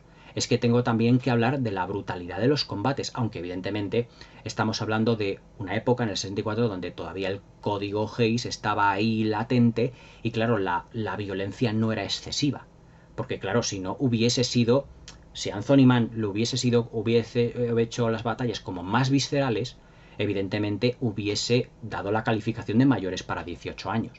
Pero quiso Samuel Bronston y Anthony Mann que su película fuera para todos los públicos. Y entonces se insinúan las batallas de un modo como menos visceral, pero más espectacular. Pero también hay momentos realmente potentes en la que, por ejemplo, Livio se enfrenta al personaje de Omar Sharif, al que es entonces el marido realmente de Sofía Loren, de Lucila, pero no llega a matarle porque precisamente se puede decir que una jabalina le atraviesa y le clava todo su cuerpo, una jabalina que ha venido de uno de los soldados del ejército de Livio. Es decir, Livio, al ser el héroe, no puede matar a un personaje importante dentro de la película, aunque al final del film tendrá que matar evidentemente a Cómodo si no habéis visto la película. Pero realmente es una secuencia, esa secuencia de batalla es una auténtica maravilla. O sea, es que es una secuencia de batalla que dices, es que no puede haber más extras. Además es que caballos, cuadrigas, todo lo que es un ejército enfrente del otro, cómo van avanzando, Es decir, los miles y miles de extras de un ejército, de otro ejército, ahora que viene el ejército persa, ahora que vienen las cuadrigas de los... Además colina abajo, como la de la batalla de los 5 ejércitos del Hobbit, o las cuadrigas aquellas de los enanos. Claro, es que todas esas secuencias de batallas de las películas de Peter Jackson, ¿dónde creéis que tiene su origen realmente? Pues en las superproducciones épicas de toda la vida de Hollywood, evidentemente aquí en la caída del Imperio Romano, que yo creo que tiene algunas de las secuencias de batallas más conseguidas de todas las superproducciones que se hicieron en la historia de Hollywood. Realmente espectaculares, no tan viscerales, no tan sanguinolentas, porque yo os digo, el código Hays estaba latente ahí, el código Hays todavía existía, pero que están filmadas con una precisión y además con un gusto por el detalle y por la planificación. Hablando también de lo que es el aprovechamiento en lo que es la espectacularidad de la fotografía, hay que hablar de que la caída del Imperio Romano estuvo filmada en el formato de Ultra Panavision, es decir, en el formato de 70 milímetros. Es decir, exactamente igual que Ben-Hur. Lo que ocurre es que la versión en Blu-ray que está comercializada, se puede decir que no es tan estrecha como la de Ben-Hur, pero se ve perfectamente cómo está aprovechado el formato CinemaScope. Es decir, Anthony Mann era un director, volviendo de nuevo al director, hay que tener mucho en cuenta, porque ya os digo que esta es una película 100% Anthony Mann. Estaba acostumbrado a trabajar, como muchos de los grandes directores del Star System, hasta que en el 53 La Túnica Sagrada pone de moda el nuevo formato CinemaScope. Estaba acostumbrado a trabajar en el formato, digamos, rectangular, el 4:3, el 1:33 de toda la vida de los cines, hasta en 1900, hasta la invención del CinemaScope en el 53. Pero evidentemente aquí en el formato panorámico, lo que es la información que Anthony Mann le da a todo lo que son las secuencias y de la espectacularidad que les brinda, es que aprovecha el formato CinemaScope de una manera que es que hay que quitarse el sombrero. Es decir, hay un plano en el que Lucila está esperando en lo que es ¿cómo se llama esto? En lo que es una tienda de campaña en Armenia antes de la gran batalla entre los romanos, los armenios y los persas. Está esperando allí a su marido, a que Livio a lo mejor aparezca también, y de repente Omar Sharif viene Omar Sharif, su marido, en una cuadriga a toda velocidad, y además es que en la pantalla panorámica se ve como todo lo que es Lucila, Sofía Loren, está enfocada en una esquina de lo que es en una esquina de lo que es el formato panorámico en la pantalla. Deja, digamos, en penumbra a Anthony Mann en su fotografía lo que es la entrada de lo que es la tienda de campaña, es decir, la cámara está como dentro de la tienda de campaña, de Lucila, del personaje de Sofía Loren, enmarcando como la llegada en cuadriga de Omar Sharif. Y es que además Omar Sharif se para con su auriga, con la cuadriga y con los 4 caballos, prácticamente en un recuadrito enmarcado, pero es que el marco de ese recuadro son las delimitaciones del tejado y de las, como diría yo, y de las sábanas, bueno, de las sábanas no, de la tienda de campaña, de los límites de la puerta de la tienda de campaña de Lucila. Es decir, cómo está aprovechado el formato CinemaScope, que en una parte tenemos a Lucila, otra parte lo que es el CinemaScope está enmarcado por lo que es la entrada a la tienda, una tienda evidentemente muy lujosa, porque es el rey de Armenia, aunque yo la llame tienda de campaña, evidentemente estaba allí como una campaña de como estaba allí el ejército de Armenia, y como en ese, digamos, en ese otro trozo de pantalla delimitado por la entrada de la tienda, se ve que prácticamente para la cuadriga de Omar Sharif, para la cuadriga en la que él se baja, pero además es que todo tiene una distribución en el que se puede decir que ahí la imagen alcanza el grado de poesía. Es decir, hay encuadres en esta película que no son encuadres al uso, no son encuadres que estén, digamos, como resultado, digamos, de la casualidad. No, es que todo está estudiadísimo. Dices, es que qué planificación, qué estudio de cada secuencia. El estudio está a la velocidad y donde tienen que pararse hasta los caballos, para que haya como una simetría, como digamos, como una poesía dentro de la imagen. Dices, es que planos es que son perfectos, perfectos. Es decir, esa clase de planos que habíamos visto en infinidad de veces dentro de las películas, ya no solo de las superproducciones épicas, sino realmente pues en las producciones del Hollywood clásico. Cómo estaba mimada la planificación, cómo estaba realizado el tratamiento del color. El Technicolor, el uso del Technicolor aquí es riquísimo en esta película, pero riquísimo hasta límites insospechados. Por ejemplo, todo lo que es la primera hora dentro de la estructura narrativa de la película, todo lo que es la primera hora, los colores, debido a que vamos a presenciar lo que es la muerte de Marco Aurelio. Y ya os digo que la puesta en escena en ese momento tiene que, digamos, ir en consonancia con los acontecimientos y el estado emocional de los personajes, como vamos a asistir, digamos, como a los últimos momentos, al declive de Marco Aurelio, digamos que todos los decorados son grises, todo es de colores marrones, oscuros, es decir, el interior de esa fortaleza que tiene Marco Aurelio al lado de la zona donde están los bárbaros germanos. Todo lo que es la construcción de la entrada en toda esta zona, filmada, yo os digo, en la Sierra de Guadarrama, en Madrid, todo tiene un tono oscuro, un tono tipo rocoso, grisáceo, de piedra, como si la madera estuviese como envejecida. Es decir, se ve como esa madera, que seguramente sería cartón piedra, pero cómo está, digamos, la dirección artística cuidada, que se puede decir que la madera la puedes palpar. La madera está vieja, parece que la madera está como llena de carcoma, vieja, como podrida. Es decir, de ahí la fisicidad que os digo yo del director de Anthony Mann. Es decir, está todo cuidadísimo. Sin embargo, luego cuando pasamos ya a la segunda parte de la película, cuando pasamos ya a todo lo que es la parte de Roma, todo es mucho más colorido, porque ya es, digamos, la alegría que tiene Cómodo en lo que refiere a la puesta en escena de su personaje por convertirse en emperador de Roma. Y todo es más luminoso, todo está inundado de colores por todas partes. Ya no es, digamos, la tristeza de la parte de Marco Aurelio, de Sir Alec Guinness, sino que ya, digamos que por así decirlo, lo que es el fallecimiento de Marco Aurelio ya ha pasado. Por lo tanto, luego el cambio en la colorimetría es algo lógico dentro de la película. Por lo tanto, ya pasamos una puesta en escena ya más colorista, mucho más, digamos, más nueva. Ya digamos que esas maderas empobrecidas, todo eso más, como más truculento, como más viejo, todo, pasamos ya al lujo de esos edificios que parecen de mármol, de la estancia del Senado, por ejemplo, una estancia absolutamente maravillosa, brillante. También la colorimetría que os hablaba anteriormente entre el blanco y el rojo, las túnicas de los senadores son blancas, además con rayas rojas, todo realmente de una manera cuidadísimo, al detalle, todo lo que es el vestuario, la planificación. Es que la caída del Imperio Romano no es una película realmente donde, digamos, se haya dejado nada al azar.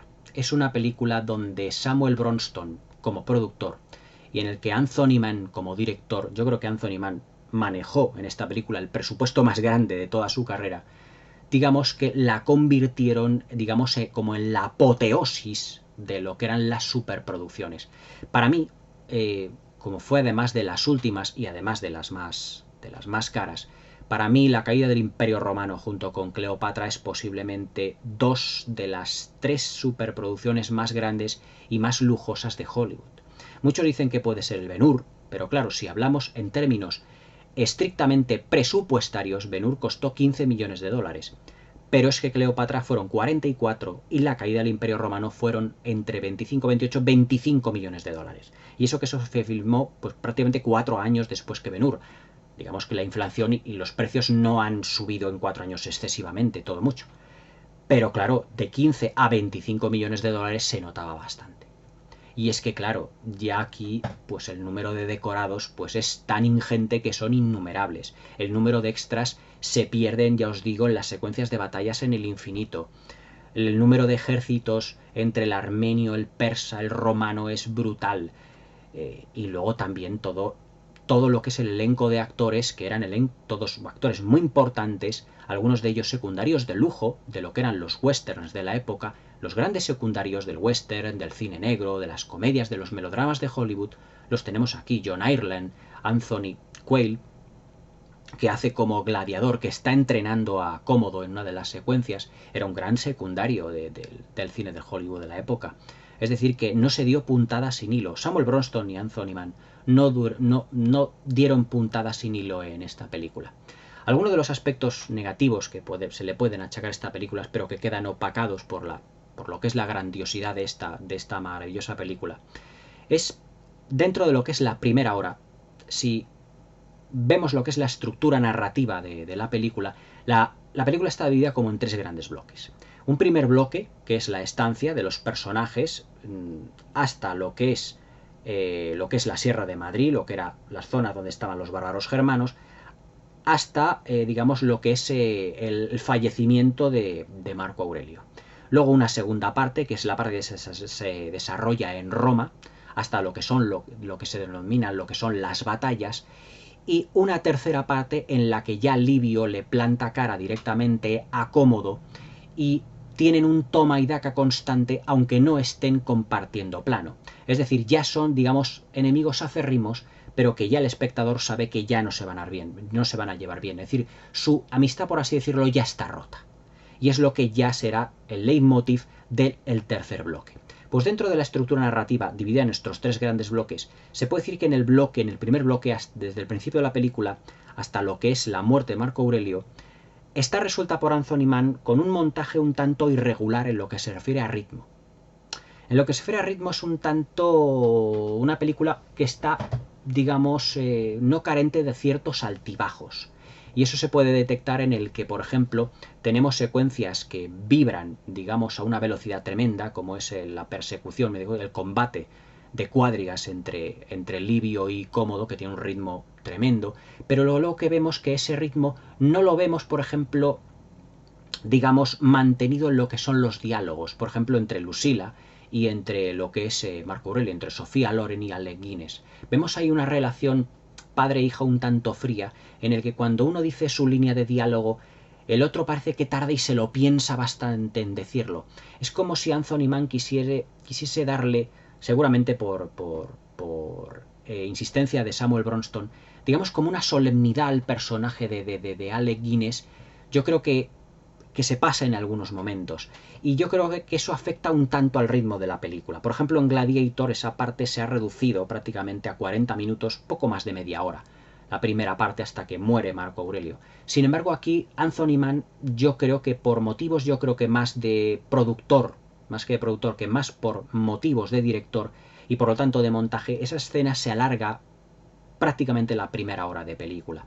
Pero eso no quiere decir que a la caída del Imperio Romano le sobremetraje, todo lo contrario. Yo me hubiese, con esta maravilla de película, yo me hubiese visto 4, 5 y hasta 10 horas de esta película. Lo que pasa es que yo creo que el ritmo interno de los diálogos en muchas de esas secuencias le falta un poquito más de velocidad, le falta un poco más de agilidad en ese sentido. Y yo creo que al principio de la película se resiente un poquito ese ritmo y ese tempo cinematográfico no excesivamente bien controlado por, digamos, por Anthony Mann. Yo creo que en ese sentido, la caída del Imperio Romano, en lo que se refiere a ritmo, la película va de menos a más. Es decir, va calentando motores en la primera parte para luego, cuando ya Cómodo entra en Roma con esta secuencia tan maravillosa que os he estado destripando, digamos que ya empieza a calentar motores de una manera definitiva y ya el ritmo se hace completamente homogéneo y uniforme a lo largo de todo el metraje de la misma. Es decir, en esta película se puede decir que va como a 2 velocidades, pero que le cuesta un pelín despegar al film. Pero no es algo que digamos que al espectador se le haga plomiza a la película de todo ello, todo lo contrario.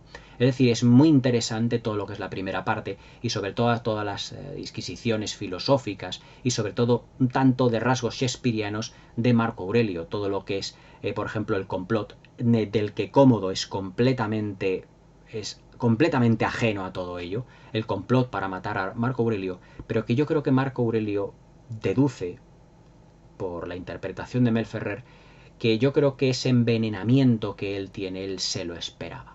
Es decir, la interpretación de Alec Guinness es tan estupenda, tan brillante, que yo creo que cuando él recibe la manzana, él se espera que efectivamente le vayan realmente a envenenar.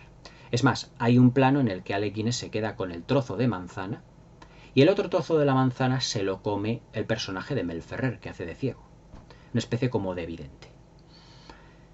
Y cuando ya solo Alec Guinness oye que Mel Ferrer se ha comido su trozo de manzana, o está empezando a masticar su trozo de manzana, él se queda nuevamente como pensativo en un primer plano que dice, me da igual si intentan o no intentan, digamos que envenenarme. Mis días están contados. Y él se come la manzana a gusto, aunque le digan, evidentemente, un emperador que no estaba tratado por los mejores médicos del imperio, no podía venir un consejero o un vidente a decirle, no, es que esos males se le pueden ir con una manzana. Es decir, ahí había gato encerrado. Evidentemente, Anthony Mann en su guión nos lo deja ver con una meridiana claridad. Ahí había gato encerrado. Y eso es lo que las interpretaciones, esos juegos de primeros planos que tienen Mel Ferrer y Alec Guinness, realmente nos lo dice. Nos dice en esa mirada de ciego que tiene Mel Ferrer, completamente ausente, mirando prácticamente no a la cámara, como mirando al vacío, y la mirada tan triste, tan taciturna, tan de drama interior, tan trágica que tiene Alec Guinness. Además, un Alec Guinness que efectivamente, como dice uno de mis suscriptores, era clavado en su caracterización al busto que tenía el emperador Marco Aurelio. Realmente, históricamente, no se puede decir que la caída del Imperio Romano, aunque está basada, ya os digo, como os he dicho anteriormente, en 6 volúmenes, digamos que la historia, digamos que es ficticia. Es decir, Marco Aurelio no quiso en ningún momento que el poder lo pasara a un general romano.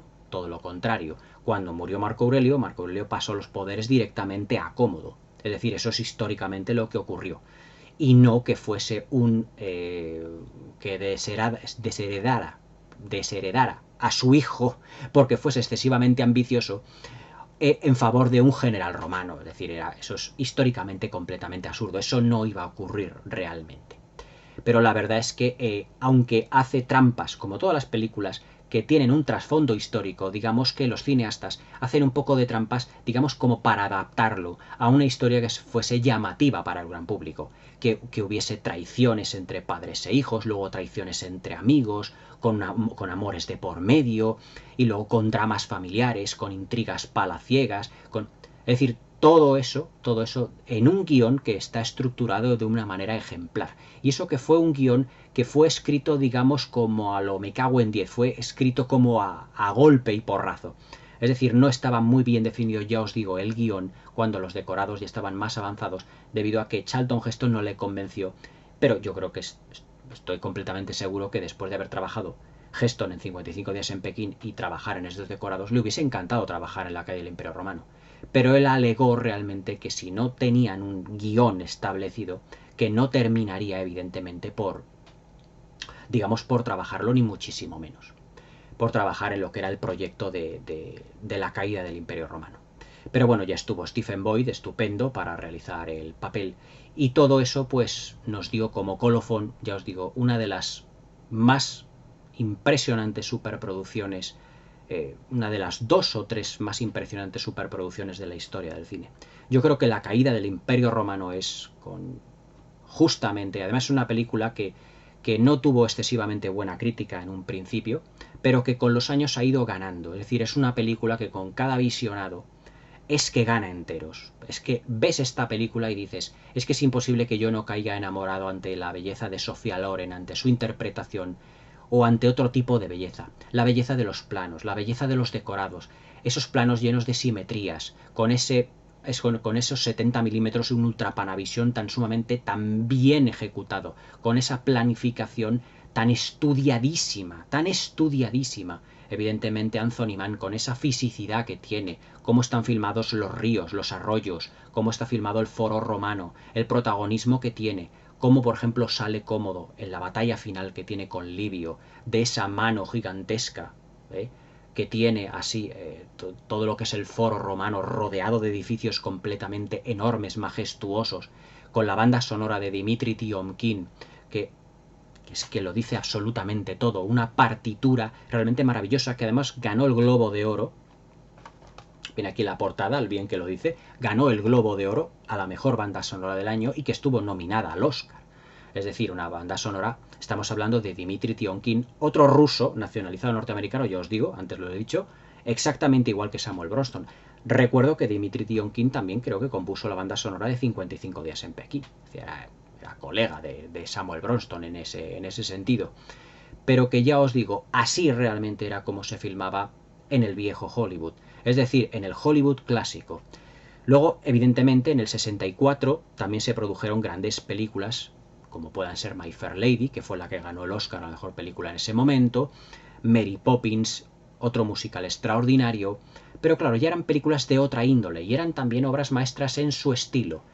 Pero tengo que decir que, y lo recalcaré, que La caída del Imperio Romano es la última de las grandes superproducciones del Hollywood clásico. Es decir, a partir de esta película, que no tuvo, digamos que aquí en España fue un éxito, pero que en Estados Unidos no terminó de cuajar, aunque luego dio beneficios a la larga, es decir, fue un fracaso desde un principio, pero claro, 25 millones de dólares, ¿cómo se recaudan en nada?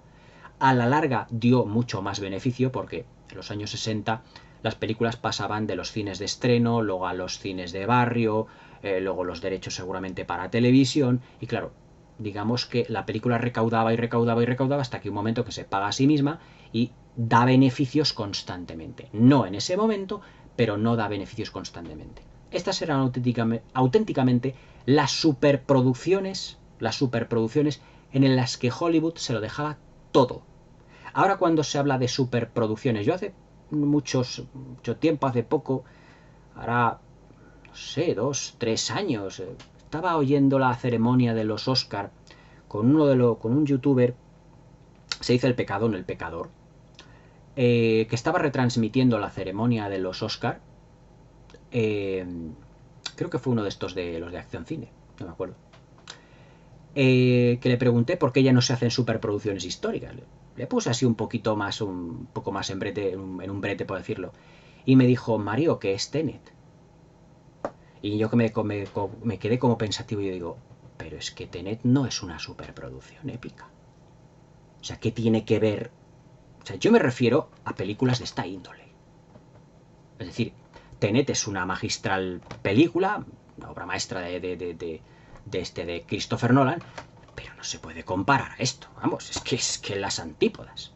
Es otro tipo de película completamente distinto. O sea, por eso os digo que claro, para mí estos son las superproducciones reales. Y cuando otros críticos hablan de otras que dicen, no, esta es una superproducción, bueno, lo llamarán ustedes superproducciones, pero realmente eso no es una superproducción.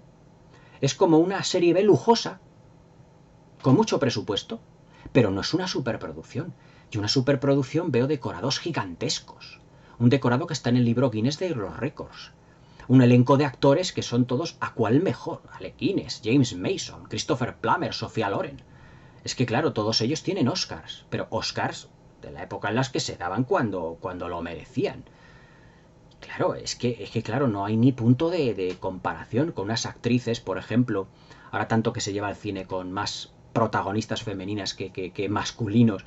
Hombre, estuviese el hacer interpretativo de una estrella como Sofía Loren, que se quitase todo. Luego, cómo está de guapa Sofía Loren, además, que tiene unos primeros planos, que está increíblemente guapa en esta película con su... Además, con esa voluptuosidad que tiene, tan estudiada, tan calculada en Hollywood, para que no se la notase, pero en su figura se veía la voluptuosidad, la sensualidad que desprendía el personaje de Lucilla en esta película. Connie Nielsen en Gladiator está fantástica, está realmente bien, pero es que claro, no puede existir la comparación con Sofía Loren. Por eso os digo que es que claro, hay una serie de elementos en esta película y una serie de elementos en las superproducciones del antiguo Hollywood que es que no podían compararse realmente con las superproducciones o producciones que vendrían después. Luego vendría Doctor Zhivago, que es una producción, también una grandísima película, coproducción entre Inglaterra y el Reino Unido y Estados Unidos, pero ya no tiene la grandiosidad de la caída del Imperio Romano. Yo creo que la caída del Imperio Romano de Anthony Mann es la última gran obra maestra del Hollywood clásico. Es decir, aquí Hollywood, en este caso Samuel Bronston, ruso nacionalizado norteamericano, tira la casa por la ventana para regalarnos la última gran obra maestra del Hollywood clásico. Después de esta película, en ese mismo año, ya os digo, Mary Poppins, My Fair Lady, pero ya no son superproducciones. Son grandes películas, pero no son superproducciones. No tienen la espectacularidad ni la majestuosidad de esta película, ni por asomo. Doctor Zhivago también es una gigantesca película, maravillosa, Sonrisas y lágrimas, Hello Dolly, El violinista en el tejado, pero ya no alcanzan este nivel. Digamos que de la mano de Anthony Mann, uno de los grandes directores del Hollywood clásico, esa fisicidad, esa dirección de actores tan calculada, esa planificación tan meticulosa que tenía Anthony Mann, lo llevó a los extremos en La caída del Imperio Romano para ofrecernos pues una de las películas más fascinantes de la historia del cine, visualmente intachable, con una de las mejores planificaciones que yo he visto, con una grandiosidad absolutamente desbordante y con unas secuencias que hay que verlas para creerlas. Pero claro, nada igual iba a ser ya. Es decir, a partir del 64, a partir del pequeño fracaso en taquilla que tiene esta película, que ya os digo, da esto, ¿cómo se llama?, beneficios a la larga, ya Hollywood se plantea, como ya os dije en el vídeo anterior, Hollywood se plantea ya realizar cine de una manera muy distinta. Ya empiezan a jubilarse muchos directores, muchos actores empiezan a terminar los contratos con sus productoras, ya nada sería igual. Se puede decir, como os dije en el vídeo anterior, que la caída del Imperio Romano es la caída del imperio del Hollywood clásico. Hollywood, digamos que con la caída del Imperio Romano, con esta película, digamos que tiene su canto del cisne en lo que a gigantescas superproducciones se refiere.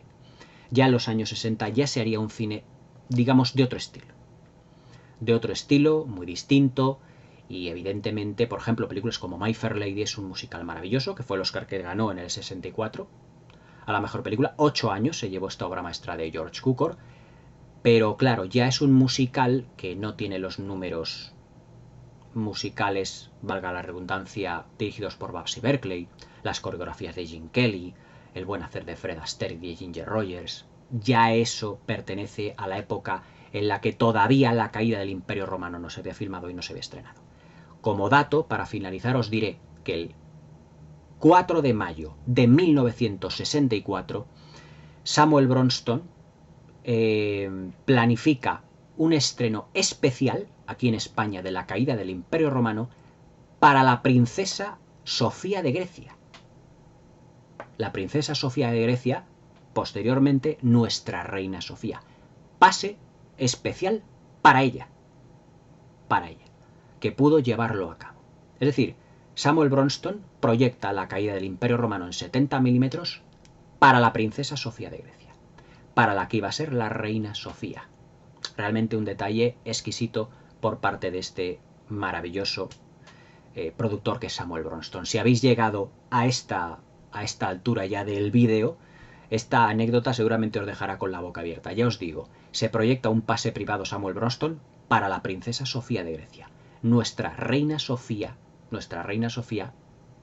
mujer de Juan Carlos I de España. Espero que os haya gustado el comentario, la videocrítica de la última gran producción de Hollywood, del Hollywood clásico, que es La caída del Imperio Romano de Anthony Mann del año 64.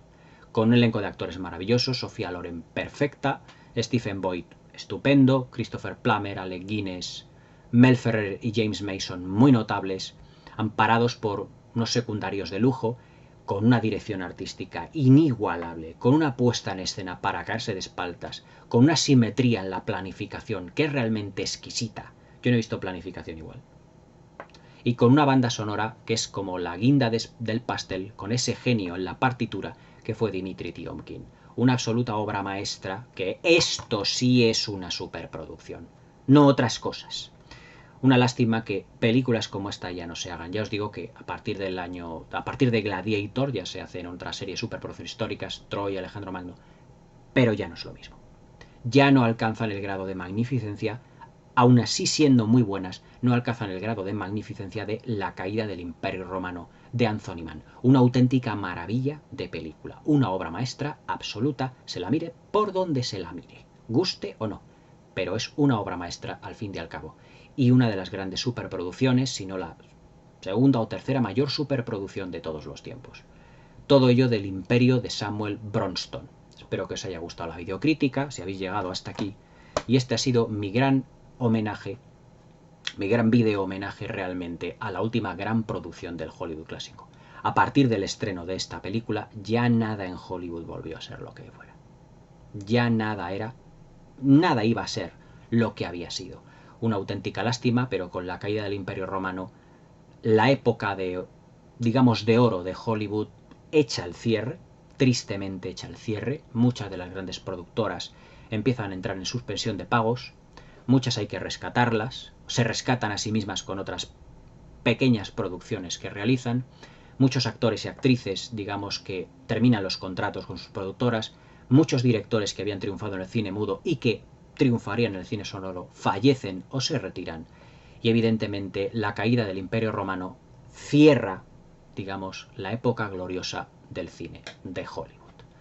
Un cierre y un broche absolutamente de oro, tan de oro como la corona que llevaba Cómodo en su entrada a Roma, en esa inigualable secuencia que ya pasará y que ya ha pasado a la historia del cine como una de las más perfectas en lo que a planificación se refiere. La caída del Imperio Romano de Anthony Mann, el broche de oro al Hollywood clásico.